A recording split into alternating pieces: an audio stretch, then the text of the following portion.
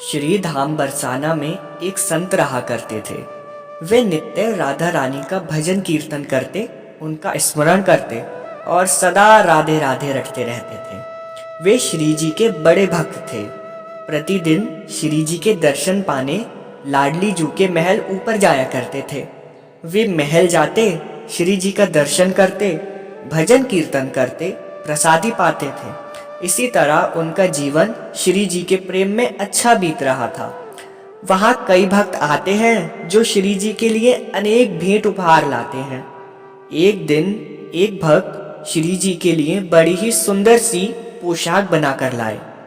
ये देख संत के मन में बात आई कि मैं भी लाडली जू के दर्शन को नित्य प्रतिदिन आता हूँ, पर मैं तो लाली के लिए आज तक कुछ भी नहीं लेकर आया। संत के मन में भी लाडली जू को एक पोशाक भेंट करने की इच्छा हुई, तो इस बार वे महल से वापस आकर किशोरी जी के लिए अपने हाथों से एक सुंदर सी पोशाक बनाने में जुट गए। वे बाजार गए और वहां से कपड़ा इत्यादि जरूरत का सारा सामान ले आए और राधा रानी के लिए पोशाक बनानी शुरू कर दी। राधा रानी को ध्यान करते हुए संत बाबा ने कुछ दिनों में बड़ी ही सुंदर पोशाक बनाई। उन्होंने अपने हाथों से सिलाई की, उसमें गोटा आदि लगाया और बहुत ही सुंदर सी एक पोशाक बनाकर तैयार करी। पोशाक तैयार करके अब वे संत चले हैं श्री जी को भेंट करने। आज बाबा बहुत खुश हैं। वे कल्पना कर रहे हैं श्री जी को पोशाक भेंट करूंगा, वे इसे धारण करेंगी, कितनी सुंदर लगेंगी राधा रानी।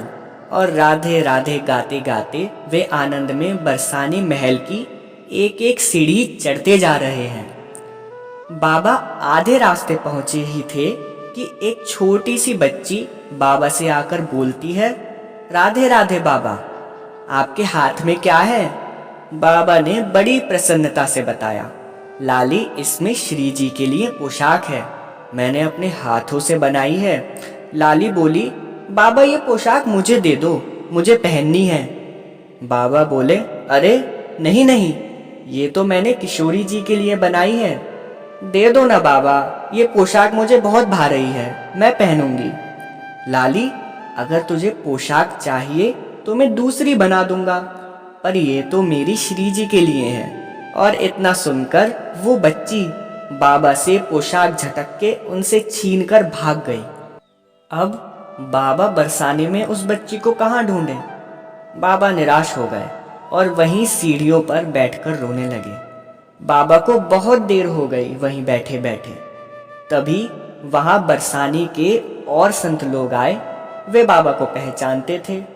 उन्होंने पूछा, अरे बाबा, आज यहाँ उदास क्यों बैठे हो? राधा रानी के दर्शन को नहीं गए?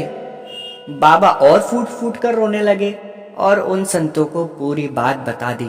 मैं बड़े ही मन से बड़ी मेहनत करके एक पोशाक बनाकर लाया था श्री जी के लिए, पर एक छोटी सी बच्ची मुझसे वो पोशाक लेकर भाग गई। बाकी संत ये सुनकर बोले, बाबा, पोशाक गई तो गई, अब क्या किया जा सकता है, पर हमारे साथ लाडली जू के दर्शन तो करने चलो। बाबा का रोना बंद हुआ। वे बाकी संतों के साथ श्री जी के दर्शन को चल पड़े, पर मन बिल्कुल भी अच्छा नहीं था। बाबा की इच्छा जो अधूरी रह गई थी। वे ये सोचकर कि शायद लाडली जू की इच्छा ही नहीं थी मेरे हाथों बनाई पोशाक पहनने की, बाबा दर्शन को चल पड़े और महल पहुंच गए। बाबा बाकी संतों के साथ महल में अंदर पहुंचकर श्री जी के पट खुलने का इंतजार कर रहे हैं। वे श्री जी के दर्शन पाने का इंतजार कर रहे हैं। तभी पट खुलते हैं। राधा रानी सभी को दर्शन दे रही हैं। बाबा ने जैसे ही दर्शन किए, उनकी आंखों से झरझर आंसू बहने लगे।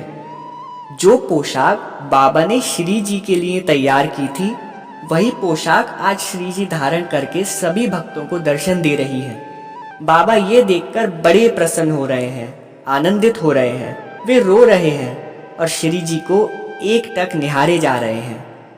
श्री जी ने इतनी कृपा की बाबा पे कि बाबा के प्रेम में वे बाबा द्वारा लाई गई पोशाक धारण करने के लिए महल से नीचे दौड़ी दौड़ी बाबा के पास आ पहुंची और स्वयं ही बाबा से वो पोशाक ले ली। आज श्री जी ने बाबा को धन्य कर दिया। जय जय श्री राधे कृष्णा।